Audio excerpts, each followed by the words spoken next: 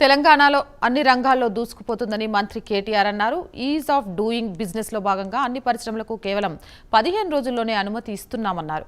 తెలంగాణలోని గ్రామాలకు, పట్టణాలకు అవార్డులు ఇస్తున్నామని చెప్పుకొచ్చారు.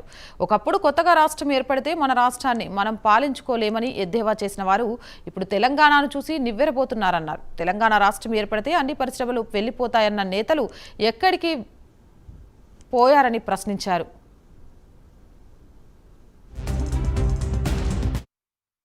ఆనాడు ఎంత భయపెట్టిండ్రు పారిశ్రామికవేత్తల్ని.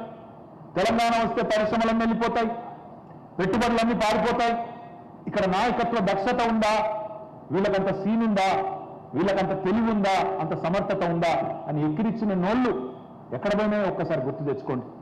9 ఏళ్ల కింద మీ రాష్ట్రాన్ని మీకు పరిపాలించుకోవడం చేతనవుతుందా అన్న వాళ్ళు ఇవాళ తెలంగాణ దేశానికే పాఠాలు నేర్పుతుంటే నోరెళ్లబెట్టి చూసే పరిస్థితి వచ్చిన మాట వాస్తవమా కాదా ఒక్కసారి ఆలోచించండి.